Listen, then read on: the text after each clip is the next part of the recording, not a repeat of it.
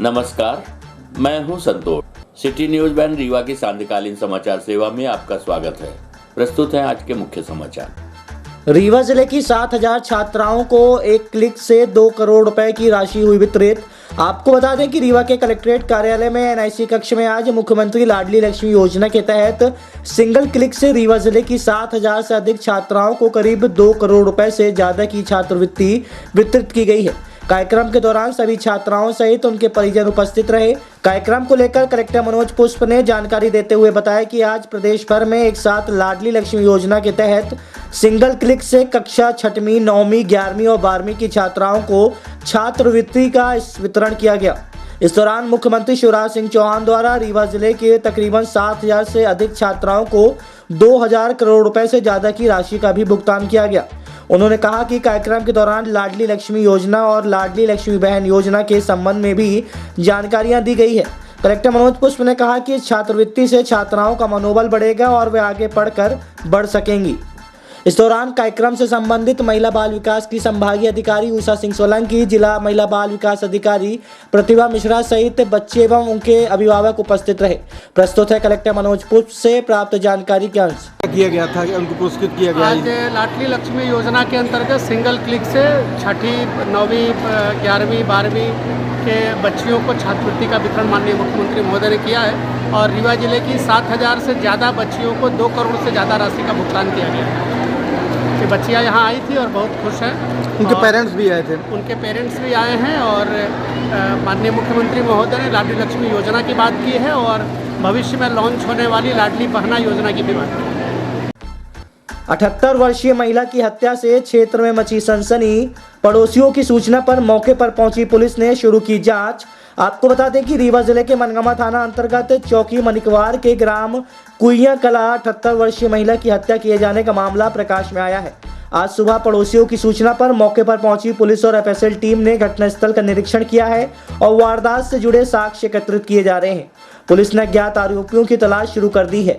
घटना के संबंध में अब तक जो जानकारी निकलकर सामने आई है उसके मुताबिक रीवा जिले के मनगामा थाना अंतर्गत चौकी मनिकवार के ग्राम कुइया कला निवासी 78 वर्षीय बेवा महिला यशोदा कुशवाहा पति रामानुज कुशवाहा आज सुबह जब अपने कमरे से बाहर नहीं निकली तो आस पड़ोस के लोगों ने जाकर देखा तो उसकी रक्त रंजित लाश पड़ी हुई थी, जिसके बाद इसकी सूचना तत्काल मनिकवार पुलिस को दी गई। मौके पर पहुंची पुलिस ने घटनास्थल का निरीक्षण किया। बताया गया कि मृतका के सर पर चोट के निशान है। ऐसा माना जा रहा है कि अज्ञात आरोपी घर में चोरी और लूट जैसी वारदात को अंजाम देने पहुंचे थे, जिसके बाद महिला जग गई होगी और पहचान छुपाने के लिए बदमाशों ने उसकी हत्या कर फरार हो गए। बताया गया है कि महिला के पति की मौत हो चुकी है, जिसके बाद से महिला घर में अकेली रहती थी, जबकि उसके बच्चे बाहर रहते थे और निजी कंपनी में काम करते हैं। महिला घर में अकेले रह रही थी। घटना के पीछे की वजह अज्ञात है, जबकि पुलिस ने अज्ञात आरोपियों की भी तलाश शुरू कर दी है। हम आपको बता दें कि अभी हनुमाना थाना क्षेत्र में 58 वर्षीय महिला की हत्या का मामला शांत भी नहीं हुआ था कि उसके बाद ये दूसरा बड़ा मामला सामने आया है, जिसमें 78 वर्षीय महिला की घर में घुसकर अज्ञात बदमाशों ने हत्या कर दी है। घटना की सूचना पर scene of crime mobile unit के प्रभारी डॉक्टर आरपी शुक्ला, थाना प्रभारी मनगामा जगदीश पटेल, चौकी प्रभारी मनिकवार राम तिवारी द्वारा घटनास्थल का निरीक्षण किया गया और इस पूरे घटनाक्रम की जांच की जा रही है। प्रस्तुत है एडिशनल एसपी मऊगंज विवेक लाल से प्राप्त जानकारी के अंश। मनगामा में भी अभी मर कायम हुआ है और हत्या के कारणों का पता लगाने के लिए हम अभी पोस्टमार्टम और एफएसएल टीम और सारे तथ्य जो टेक्निकल रूप से आते हैं उसकी हम जांच कर रहे हैं। आए हुए तथ्यों के आधार पर हम उस पर कार्रवाई करेंगे। शहर के बीचों बीच स्कॉर्पियो की हुई लूट। कार खरीदने आए ग्राहक टेस्ट ड्राइव के दौरान स्कॉर्पियो लेकर हुए फरार। विश्वविद्यालय मार्ग में स्थित है केके कार बाजार में ग्राहक बनकर आया था कार लुटेरा, कर्मचारी को बीच सड़क में उतार हुए फरार।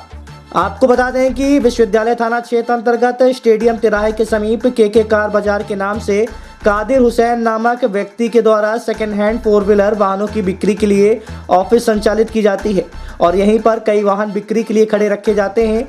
केके कार बाजार की महिला कर्मचारी सुभा सिंह ने जानकारी देते हुए बताया कि आज दोपहर 2 युवक S10 स्कॉर्पियो क्रमांक MP 66C 4713 को खरीदने के लिए आए थे। इस दौरान उन्होंने वाहन की टेस्ट ड्राइव करने की बात कही, जिसके बाद महिला कर्मचारी ने एक दूसरे कर्मचारी के साथ दोनों युवकों को वाहन की टेस्ट ड्राइव करने के लिए भेज दिया। जिसके 5 मिनट बाद ही उनके कर्मचारी ने फोन करके बताया कि दोनों युवक उसे वाहन से नीचे उतारकर वाहन लूटकर फरार हो गए हैं। वाहन लूटे जाने की सूचना मिलते ही तत्काल संचालक सहित अन्य कर्मचारियों ने उनकी तलाश शुरू कर दी। इसकी सूचना विश्वविद्यालय थाना पुलिस को भी दी गई। आरोपियों द्वारा लूटी गई स्कॉर्पियो मैदानी के समीप खड़ी करके भाग निकले। बताया गया है कि वाहन में डीजल कम था, जिसके चलते डीजल खत्म हो गया होगा और आरोपी वाहन छोड़कर फरार हो गए। महिला कर्मचारी ने बताया कि दोनों युवक अपने आप को बैकुंठपुर का होना बता रहे थे। सीसीटीवी फुटेज में भी ये पूरी घटना सामने आई है। वहीं इस मामले में सिटी एसपी शिवाली चतुर्वेदी और चौराटा थाना प्रभारी अवनीश पांडे, विश्वविद्यालय थाना प्रभारी विद्यावारी तिवारी सहित उनकी टीम की मेहनत रंग लाई है। लूटी गई स्कॉर्पियो को मैदानी के समीप पुलिस ने की घेराबंदी, जिसके बाद बस्ती की ओर वाहन लेकर भागे आरोपी वहां भी पुलिस को देख वाहन छोड़कर भागे। दोनों बदमाश पुलिस ने वाहन को किया जब्त। इलाके में आरोपियों की तलाश जारी। प्रस्तुत है के कार बाजार की महिला कर्मचारी सुभा सिंह से प्राप्त जानकारी के अनुसार। हाँ बताइए क्या घटना घटी है, क्या कैसे? सर ये हम लोग कुछ पैसे का हिसाब किताब कर रहे थे तो 2 लोग आए हैं S10 के लिए। स्कॉर्पियो S10 है जिसका नंबर है MP 66C 4713, ये गाड़ी नंबर है, स्कॉर्पियो S10 है। तो उनको टेस्ट ड्राइव के लिए मतलब बात किए कि हमको गाड़ी आज ही चाहिए है, हम इतना कैश जमा करना चाहते हैं फाइनेंस के अकॉर्डिंग। तो अपन ने टेस्ट ड्राइव के लिए उनको दे दिया कि मतलब हमारे यहाँ के एक एम्प्लॉय थे, वो गाड़ी चला रहे थे और वो लोग टेस्ट ड्राइव गए। फिर मुश्किल से 5 से 6 मिनट में कॉल आया कि वो गाड़ी लेकर के भाग गए हैं। कितने लोग आए थे, कहाँ से? ये 2 लोग थे। आप हम लोगों ने पूछा इनसे तो इनका ये कहना था कि बैकुंठपुर के आसपास के हैं। कुछ आप लोग टेस्ट ड्राइव से पहले कोई ID कार्ड वगैरह लेते हैं? नहीं सर, अभी तो नहीं लेते थे।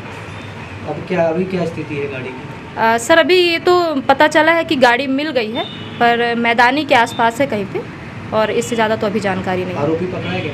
नहीं, आरोपी नहीं पकड़ा गया। गाड़ी छोड़ के? हाँ, गाड़ी छोड़ करके भाग गया। अरे उसमें शायद तेल कम रहता है इसलिए शायद। हाँ, क्योंकि ज़्यादा ऐसे तेल अपन डीजल पेट्रोल ज़्यादा रखते नहीं है गाड़ियों में, तो हो सकता है या तो पेट्रोल डीजल जो भी है वो ख़त्म हो गया हो, तो इस वजह से वो गाड़ी छोड़ करके, या फिर उसको ऐसा लगा हो कि कुछ लोग पीछा तो करें, क्योंकि बहुत जल्दी मतलब 5 से 6 मिनट में हम लोग यहाँ से निकल गए हैं और 2-3 गाड़ी अपनी यहाँ से निकली हैं। किस नाम से संचालित? ये आपके के कार बाजार के नाम से है। संचालक कादिर हुसैन है जी। आपका क्या नाम है? जी आपका नाम क्या है? मेरा नाम शुभा सिंह है, मैं बैक ऑफिस देखती हूँ।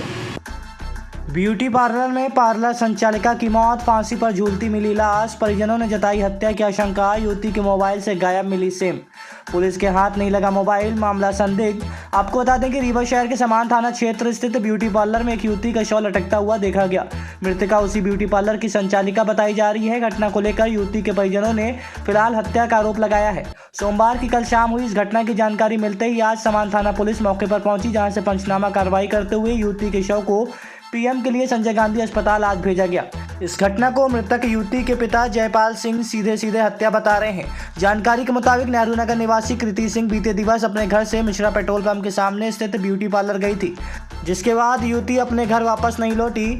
युवती के पिता जयपाल सिंह का कहना है कि वह अपनी बेटी को बार बार फोन लगा रहे थे, लेकिन फोन न लगने के कारण जब उन्होंने अपने बेटे को ब्यूटी पार्लर में भेजा तो वहां बेटी फांसी के फंदे में लटकती मिली। बताया जा रहा है कि युवती 2 सिम इस्तेमाल करती थी, लेकिन उसके फोन से दोनों सिम गायब है। मेरा नाम जयपाल सिंह है। आपकी बच्ची है जिसने मेरी बच्ची है मेरी जी मेरी बच्ची है। ये क्या घटना हुई, कब घर से निकले थे? ये घटना कल शाम को हुई है और ये घर से 11 बजे निकलती है पार्लर के लिए। सवेरे 11 बजे से 2:30 बजे तक, वो 2 बजे तक वहाँ रहती है। 2 बजे के बाद 2:30 बजे खाना खाने जाती है घर, फिर 3 साढ़े 3 बजे फिर पार्लर आती है, 7:30 बजे फिर घर चली जाती है। कब आपको पता चला कि ये मेरे को कल शाम को 4:45 साढ़े 5 बजे पता चला है। कैसे आपको शंका हुई कि ऐसी कुछ घटना? मैं फ़ोन लगा रहा था अपनी बिटिया से, हमेशा बात करता रहता था। मेरे को शंका कोई नहीं थी, मैं हमेशा बात करता रहता था। उसका फ़ोन स्विच ऑफ कभी नहीं होता था, उसका फ़ोन स्विच ऑफ आ रहा था, दोनों सिम का स्विच ऑफ आ रहा था। तो मैंने लड़के को अपने को फ़ोन लगाया, मैं बेटा जाके देख बिटिया के दोनों फ़ोन स्विच ऑफ आ रहे हैं, दोनों सिम जो है स्विच ऑफ आ रही हैं। तो लड़का गया तो उसने जाके देखा है, जो बताया फिर मेरे को बताया है। मेरी बिटिया ने मेरे को फ़ोन किया, बोले पापा बिटिया नहीं रही है, बहन ख़त्म हो चुकी है। जो बच्ची का मोबाइल फ़ोन है वो कहाँ है? वो रिश्तेदार के पास है, मेरे के पास रखा हुआ है। चालू है? फ़ोन तो चालू है, सिम नहीं है उसमें। कितनी सिम चलाती थी वो? 2 सिम है उसके कोई पास, सिम नहीं है उसमें। और उसमें कोई सिम नहीं है, एक भी सिम नहीं है दोनों में। क्या शंका है आपको, क्या हो सकता है? अब हत्या का मेरे को पूरा दिख रहा है, पूरी हत्या है मेरी बिटिया की पूरी। कौन कर सकता है किसी के ऊपर? ये मेरे को कोई मालूम नहीं है इस चीज़ का, कौन करे, मैं था ही नहीं यहाँ पे, कोई शंका नहीं है मेरे को किसी के ऊपर। कहाँ पर फांसी लगाई? ये पाल पैलेस के सामने, पाल पैलेस के सामने में पार्लर है, ब्यूटी पार्लर। रात्रि में शौच क्रिया के लिए घर से निकली 14 वर्षीय किशोरी हुई दुष्कर्म का शिकार। किशोरी ने पड़ोस के ही रहने वाले एक युवक पर लगाया दुष्कर्म का आरोप। पुलिस ने आरोपी को लिया हिरासत में, पूछताछ जारी। बता दें कि रीवा जिले के गढ़ थाना क्षेत्र अंतर्गत एक बार फिर दिल को दहला देने वाली घटना प्रकाश में आई है, जहां एक नाबालिग किशोरी दरिंदगी का शिकार हुई है। गढ़ थाना क्षेत्र में बीती देर रात तकरीबन 10 बजे किशोरी शौच क्रिया के लिए घर से बाहर निकली थी। तभी घात लगाए बैठे आरोपी ने किशोरी को शिकार की तरह दबोच लिया और उसके साथ एक आरोपी ने दुराचार की घटना को अंजाम देकर एक बार फिर पुलिस महकमे में हड़कंप मचा दिया है। आपको बता दें कि पीड़िता के परिजनों ने बताया कि बीती देर रात तकरीबन 10 बजे के आसपास शौच क्रिया करने के लिए बच्ची घर से बाहर निकली थी। तभी बच्ची को आरोपियों ने घर के बाहर निकलने के बाद दबोच लिया और दुष्कर्म की वारदात को अंजाम देकर मौके से फरार हो गए हैं। इस घटना के बाद पूरे क्षेत्र में हड़कंप मच गया है। वहीं आज सुबह पीड़ित परिजन किशोरी को लेकर गढ़ थाने पहुंचे और बच्ची के साथ हुई हैवानियत की शिकायत दर्ज कराई है। पुलिस के द्वारा किशोरी के बयान दर्ज किए जा रहे हैं। किशोरी की बताए अनुसार एक आरोपी को गढ़ पुलिस ने हिरासत में भी ले लिया है। गढ़ थाना प्रभारी सुरेंद्र शर्मा के द्वारा जानकारी देते हुए बताया गया कि थाने में एक शिकायत आई है। आज सुबह 14 वर्षीय किशोरी को लेकर परिजन थाने पहुंचे थे और कल देर रात 10 बजे दुष्कर्म होने की जानकारी लड़की और उनके परिजनों के द्वारा दी गई है। किशोरी की शिकायत पर महिला उप निरीक्षक से किशोरी के बयान दर्ज करवाए गए। पीड़िता की शिकायत के अनुसार एक आरोपी को हिरासत में भी ले लिया गया है, उससे पूछताछ की जा रही है। लड़की का मेडिकल परीक्षण होने के बाद आगे की कार्रवाई की जाएगी। प्रस्तुत है एडिशनल एसपी मऊगंज विवेक लाल से प्राप्त जानकारी के अंश। गढ़ थाना क्षेत्र में एक दुष्कर्म का मामला आया है, तो अपराध पंजीबद्ध कर आरोपी को हिरासत में ले लिया गया है। इन्वेस्टिगेशन जारी।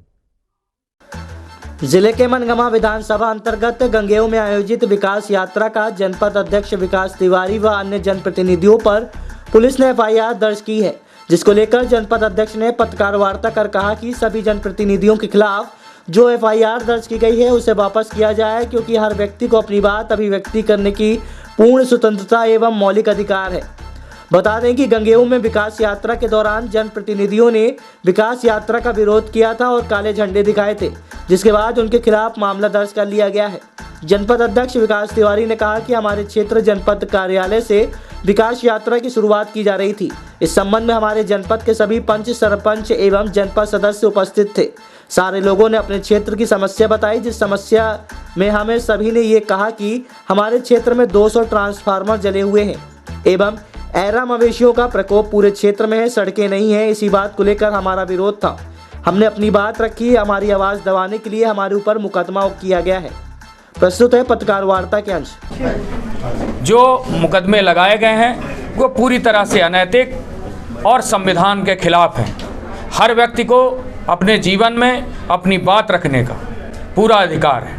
इसलिए 7 दिवस के अंदर हम सारे जनप्रतिनिधियों के ऊपर लगे मुकदमे वापस हों और साथ में हमारे जो पंचायत राज के प्रतिनिधियों की मांग है, जैसे कि पंचायत जनपद अध्यक्ष, जनपद सदस्य एवं सरपंच और पंच की अधिकार जो 94 में था वो हमको दिया जाए। 7 दिवस के बाद नहीं हम हर तहसीलों का घेराव करेंगे और अपनी बात मजबूती से रखेंगे। 7 दिवस के अंदर हमारे मुकदमे वापस होनी चाहिए और 200 जो अन्य लोगों को चिन्हित किया गया है जो समाज के हित में काम कर रहे हैं, उन सब की नामों की वापसी होनी चाहिए। यही हमारी सरकार से मांग है। आप सब मीडिया साथियों के माध्यम से हम इस बात को सरकार तक पहुंचाना चाहते हैं और ये मुकदमे वापस हों, इसकी मांग करते हैं। एफआईआर करने की वजह क्या थी? एफआईआर करने की वजह थी, आप लगभग कई मीडिया साथी वहाँ पे मौजूद थे।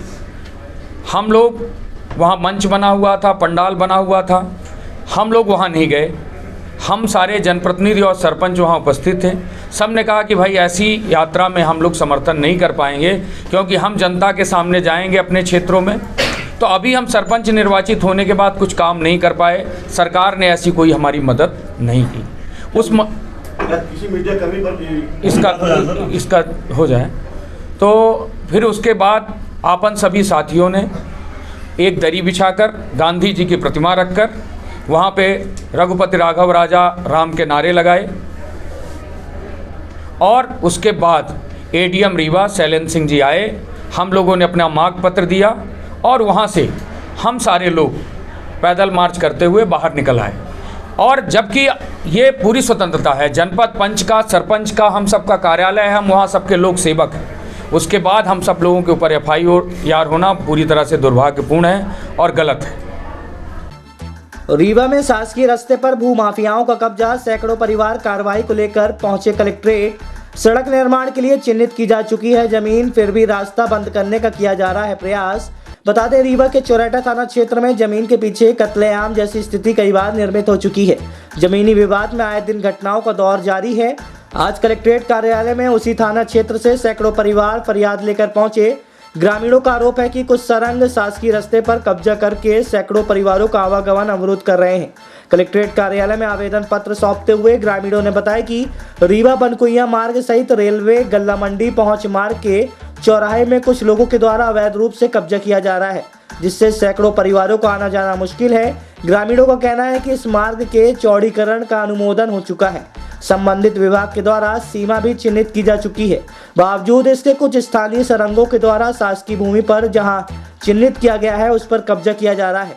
इस पर जब ग्रामीणों ने ऐतराज जताया तो उनके साथ अभद्रता की गई, जिस पर कार्रवाई की मांग को लेकर आज सैकड़ों परिवार कलेक्ट्रेट कार्यालय पहुंचकर तहसीलदार को ज्ञापन पत्र सौंपा है। तहसीलदार ने जांच कर कार्रवाई की बात कही है।